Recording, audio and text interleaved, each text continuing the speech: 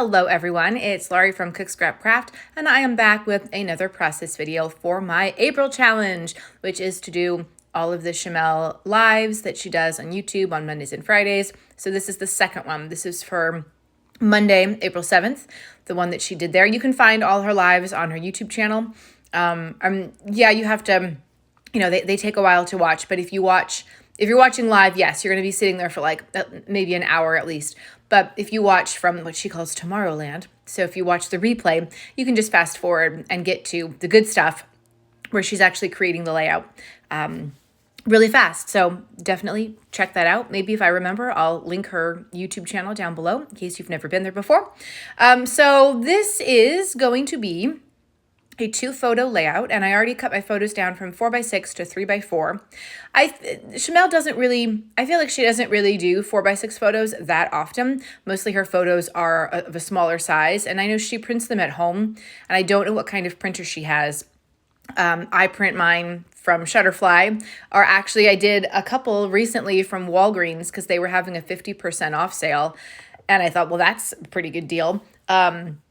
So yeah, I just print them off regular 4x6. But if you want to do smaller sizes and have them printed out in those smaller sizes, you can do that either at home with your home printer or through a place like Persnickety Prints. You can get different sizes of those. A Shutterfly, you can get different sizes as well, but Persnickety Prints actually has a lot of different sizes, and Shutterfly doesn't have as much of a selection. So anyway, I've got 2 photos. Right now I'm cutting 3 pieces of pattern paper, trying to keep it more like solid colors, and I'm cutting them into 3-inch strips. All right, so they're 3x12. At the ends, I'm doing what Shimelle did. So I'm taking a circle punch and punching like 4 circles, and then she had a smaller punch. You've probably seen them. If you saw one, you would recognize it. They were big in like the 90s. And hers punched out a little train. Now, I don't have any of those punches. I used to have one, and I think it did Christmas trees, but I never used it. And like I said, it was a relic from another era, so I got rid of it. So the only other like shaped punch that I had, it's not mini, but it's the heart punch that I'm using.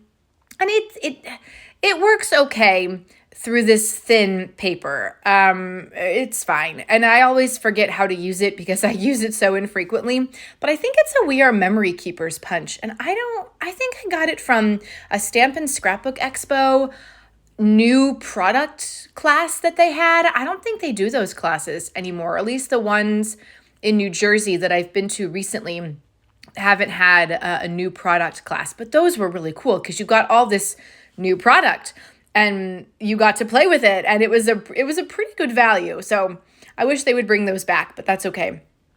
So I've taken those, and my background paper is this American Crafts like rainbow dot paper, and I chose this one because what Shimelle chose was also a small pattern paper with different colors, and it had a white base as the background. So I have a white base here, and I don't know, I think hers were dots. It was kind of hard to tell watching her video, but they had different colors in them. Now, you don't have to make it be dots. If you have a white base pattern paper, and there are a different smaller shape like little hearts or little stars, go with that.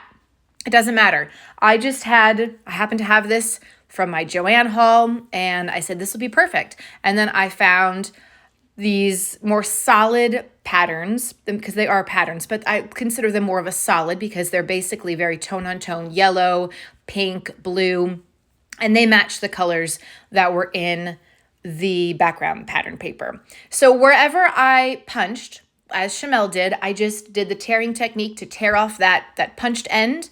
And now I have 3 strips of paper that are torn on the end. Unfortunately, I didn't get them to line up exactly right, exactly where I wanted them. So just kind of ignore that.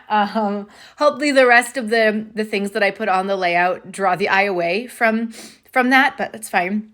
That's another downside of using non-repositionable adhesive. You can't I couldn't easily peel one of those strips up to move it over, so whatever. So now I gotta stick down all the pieces that I punched out. So I'm just trying to figure out like a random configuration, which is kind of what Shimelle did as well. She started with the circles, and then she added the smaller trains. And she was using trains because her son is actually in the West End production of Andrew Lloyd Webber's Starlight Express, which I've never seen. I don't know anything about that show. But I guess if you're in London, you could go see WB, his real name's Elliot, on the stage, which could be pretty cool. So that's why she was doing trains, because I guess the Starlight Express is a train or something. I don't know. I've never seen it. Sometimes I wonder, like, you look back at some of the shows that Andrew Lloyd Webber created, and you're like, what were you on? Because, like, Cats? Can we talk about that? Where you're just like, hey, you know what would be a great idea for a musical? A musical about cats, and we'll just have people like being cats, and it'll be great. That to me just seems something that came up in like a haze of smoke. You know what I'm saying? Anyway, I don't know. It was a time period before I was born, and lots of random things happened there. So, some of my shapes I'm popping up with foam tape. So one shape from each colored section, I'm popping up with foam tape, and I'm just trying to make it kind of random. What else can I say about these shapes? So yeah, we're keeping the yellows with the yellow strip, the pinks with the pink strip, the blues with the blue strip. And the photos are going to go over where the strips are. And then later I'm going to add some enamel dots to these punched out shapes. This was a really, I don't want to say challenging layout. This process video, I think, comes in at like just under 15 minutes. So it probably took me about half an hour to do. Most of that was just the prep work of cutting and punching. But it definitely got me out of my comfort zone, because how often, I mean, I think I use my circle punches fairly often, but like I said, I don't use that heart punch very often. I forget how to use it every time I pull it out. And it's just nice to go through the punch drawer and be like, oh, there are other things here that I could use. I mean, I guess I also have a square punch. I could have used squares as well instead of in place of circles or in place of hearts. So whatever shapes you have, whatever small shapes, go for it and see what happens on that side. So originally I hadn't drawn a sketch for this. I watched her live, but I didn't draw anything. I made some notes in an email that I saved in my drafts folder. And then when I went down to work on this, I didn't have any of that in front of me. So I was working on this from memory. So her photos, I guess it's the way she prints them. It looks like they're always matte. They always have a white border around them. So I had to add a white border to mine. So I just used the opposite side of this pattern paper. And then when I'm done getting the white matte, then I'm going to take the pattern side of this same paper. And what Shimelle did was she had a smaller square of paper on the left-hand side of the mat, and then a slightly larger of a different pattern paper on the right-hand side. So that could be a good way to use some scraps. You're getting two pattern papers used up, and one is small and one is a little bit bigger, and they're kind of overlapping behind the matted photos. You'll see what I'm talking about in a second when I really start getting it down. And I just happen to have this pattern paper. And it's not the right colors, but because it's just serving as a mat, it's not really that big of a deal. Same with this one. Has some different colors in it. It's still sort of a rainbowy feel, but you're not going to see too much of it because it's serving as a mat. And I just freehand cut the mats. I wasn't even going to bother putting it in my Fiskars cutter, and that's what Shimelle does as well. I think she rarely uses an actual cutter. So I'm just trying to stick everything together with my Recollections adhesive tape. I'm going to ink the edges of this one just to help it kind of stand out a little bit more. Now, Shimelle actually inked the edges of all of her paper strips and all of her punched out things. And she just happened to have ink pads that matched the same colors as the papers that she was using. So she didn't just use black or brown to ink the edges. She used yellow for yellow, pink for pink, blue for blue. So if you have those colors, those stamp colors in your collection, you could do something like that as well. I did not have all of those colors, nor did I really want to take the time to ink the edges of every single piece. I think they stand out enough because the background paper has that white base. So I just left them as is, but feel free to take the extra time to ink the edges. So Shimelle also used some cut-aparts. So there were two cut-aparts at the top, and I think they were both vertical, and then one at the diagonal bottom, and that one was horizontal. So I was trying to do something very similar. I liked that hello piece, and that's actually from a Shimelle paper pad. No, it's not. It's from American Crafts cut apart that I got from Joanne. But the next pieces, the next cut aparts, I'm going to use from a Shimelle paper pad. But the pineapple piece, it was just really big, and I didn't like how it was extending out from the photo, so I just fussy cut the pineapple out. And I left a little bit of the yellow border around it. My daughter's school calls that cloud cutting. I guess that's maybe the proper term.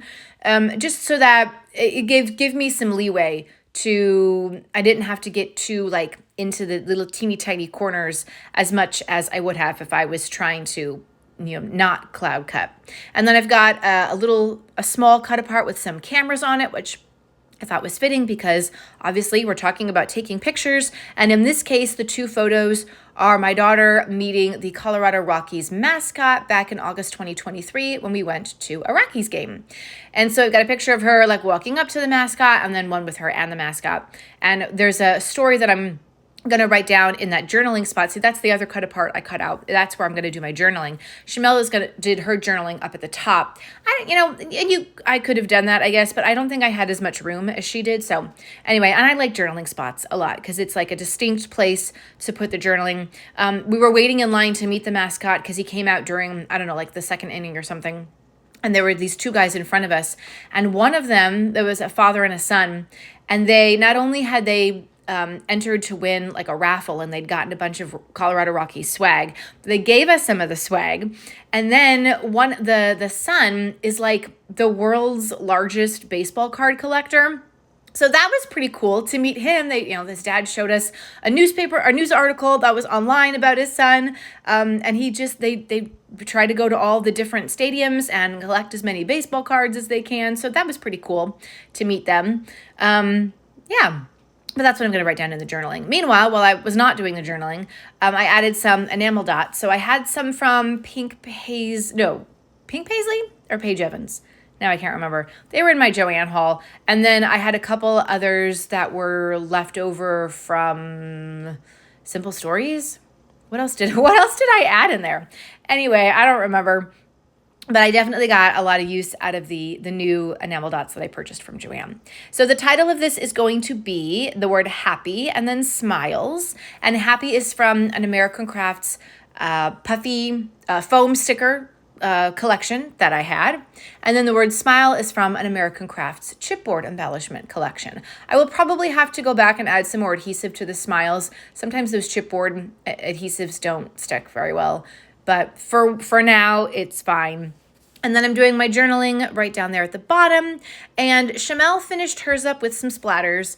She had some sort of gold color. I don't know what it was because she didn't say, and I couldn't see it close enough on the screen. So in my collection, I used to have something that was similar to that Heidi Swapp color shine. And I can't remember what it was called. If I remember it, I'll let you know. I don't even know if they make it anymore, but I don't have it anymore. So something similar that I sort of found was the Tim Holtz fossilized amber spray. So that's what I'm going to be doing for my splatters. As soon as I add in just a few more little embellishments from these Vicki Boutin and Shimelle sticker sheets, I thought it was very fitting to be using some Shimelle pieces on a layout that's inspired by a Shimelle layout. I don't know where she comes up with these ideas because sometimes when I sit down, the last thing that I'm thinking about is let's break out some punches. Let's cut some paper strips. Like I guess she must plan these in advance. Or maybe she doesn't. I don't know. But she definitely has some really great ideas. So I would recommend following her on YouTube and following along with all of the lives that she does. She also has paid classes that you can take if you need a little bit more extra help. So like I said, I'm going to try to remember to link Shimelle's YouTube down below. If you enjoyed this video and want to see more of my April challenges and how I interpret the Shimelle layouts, definitely hit that subscribe button, subscribe to my channel, and give this video a like if you enjoyed watching it, and follow me on social media for lots more. Thanks so much for watching, and I'll see you next time. Bye!